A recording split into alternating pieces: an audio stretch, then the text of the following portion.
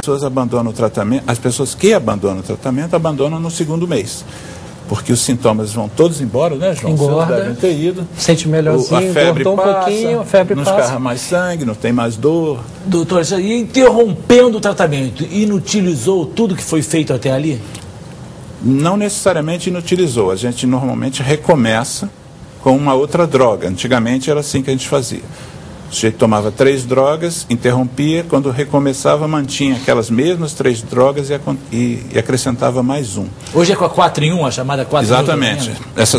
Essas 4 drogas que estão sendo agora essa nova formulação lançada pelo Ministério da Saúde. É o DFC. Isso, que já está chegando às farmácias das unidades de saúde.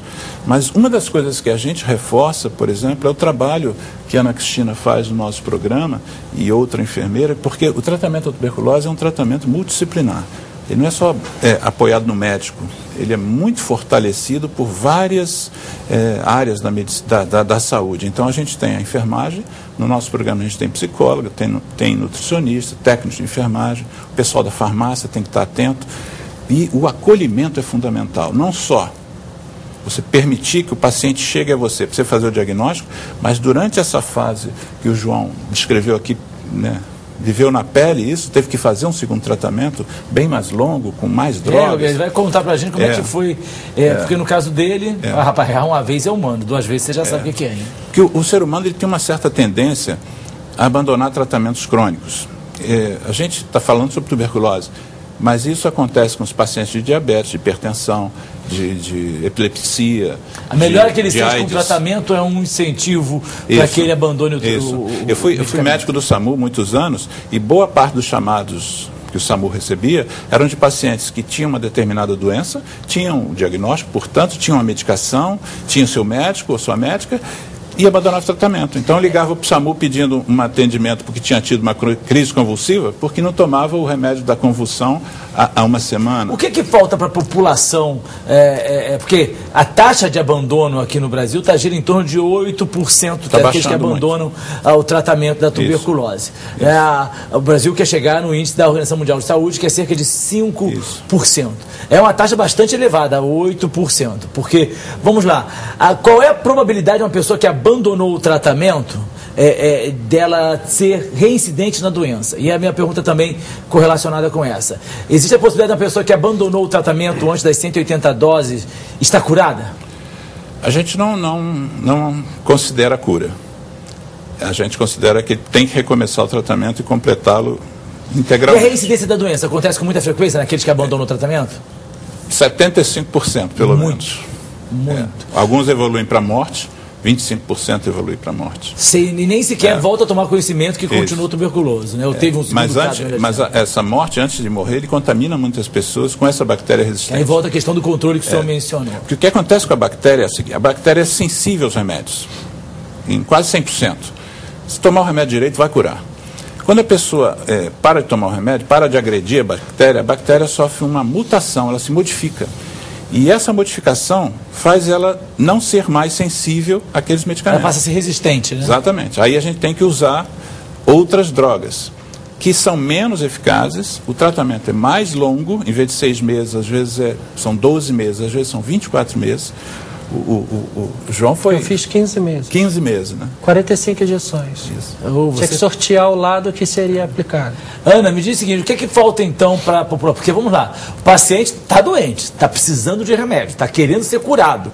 E a despeito da orientação médica, dizendo o seguinte, você tem que fazer o tratamento até o final, a despeito da conscientização que ele recebe em termos de informação, ainda assim ele toma a decisão arbitrária, como foi o caso aí do João, e abandona o tratamento. O que está faltando para essas pessoas? Eles não acreditam naquilo que o médico está falando? Por que as pessoas abandonam? Se já receberam informação, é essa cultura brasileira mesmo? Falta conscientização, não só por parte do doente, não só por parte da equipe multidisciplinar, mas da sociedade de um modo geral, né? Essa questão que o João colocou, né, a valorização da queixa, né, que é um dos motivos, né, que o paciente encontra para não insistir, né, encontrar Às vezes a medicação está fazendo tanto mal, mas ele chega lá, o médico... Na época, eu competia com 60 e poucos pacientes numa consulta. Então, não dava tempo do médico ouvir todas as queixas. Então, às vezes, a gente estava falando, o médico anotando e não ouvia a queixa. Então, se você está sentindo mal da medicação, está falando para o seu médico que está te fazendo mal, ele não troca, não te dá uma explicação, você para o tratamento. Aí você melhorou, engordou e falou o seguinte: estou bom. E abandonou. Abandonei. Quando você abandonou nessa decisão pessoal, você não imaginou que podia haver desdobramentos, podia haver consequências, ou você literalmente acreditou que estava sarado? Só porque ganhou os primeiramente, eu acreditei que estava curado. E segundo, que o remédio fazia tanto mal que eu não gostaria de voltar a tomar. E tive uma queda drástica, dentro de 30 dias eu piorei assustadoramente. Em 30 dias, depois que você abandonou o tratamento, você 28 dias. Recaiu. Tive uma recaída, aí tive que correr para o médico. Aí ganhei um sabãozinho, né? A médica se queixou comigo que eu não deveria ter parado o tratamento e que iria continuar o tratamento. O abandono de tratamento seria 30 dias sem medicação. Aí ela continuou o tratamento. No 4º mês... Vamos pegar o resultado dos exames, 2 cruzes. Eram 3, 2. Com 2 meses, 3 meses já não era mais para estar dando cruzes. Não era mais para estar dando positivo. Com 4 meses, a médica deu falência da medicação. Iniciou-se o esquema 3. Mas aí eu já estava com a bactéria. O que é o esquema resistente. 3, doutor Alexandre? O esquema 3 é o esquema alternativo a falência do esquema inicial, que são 4 drogas, sendo que uma delas injetável, é uma injeção por 3 meses, e o tratamento, em vez de 6 meses, são 12 meses. Então, ele teve que, pela decisão dele de ter abandonado o tratamento, aliás, até vale a pena a gente tem uma forma de encarar essa situação que a gente não diz apenas que o paciente abandonou o tratamento, a gente diz também que a equipe abandonou o paciente, né? Porque eu acho que se você, por algum motivo, achou que estava bem, não tinha se conscientizado ainda, como a Ana Cristina está lembrando, e achou que não precisava tratar mais, isso não significa que a equipe não tenha que perceber que o indivíduo sumiu, não aparece nas consultas, não está vindo, não está fazendo acompanhamento. Isso, por isso que existem está preconizado no Brasil a adoção de uma estratégia de tratamento que é chamada de diretamente observado, que é uma estratégia chamada de DOTS, ou seja, você fazer com que o paciente vá na fase inicial do tratamento todos os dias à unidade, de segunda a sexta-feira, e receber a medicação por parte da equipe dia a dia. Isso ajuda o processo de conscientização, de humanização desse processo, né?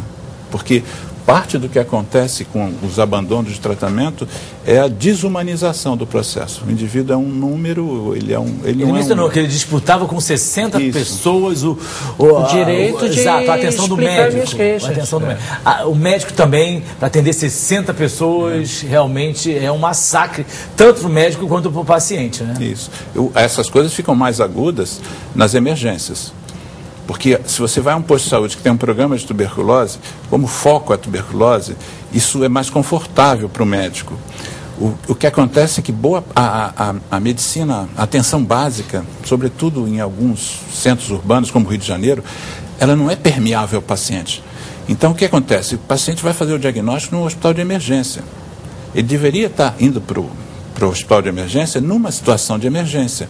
Um infarto, um derrame, um quadro cirúrgico agudo, um tiro, mas eles vão por tosse, porque na emergência é mais fácil deles terem a porta aberta. Eles chegam e até descobrirem que é tosse, aí com frequência, uma frequência grande, o médico que está lá vendo aquela tosse, ele quer se desfazer do paciente, porque a cabeça dele está ali para o baleado, não está ali para tosse há 2 semanas, aí ele não questiona.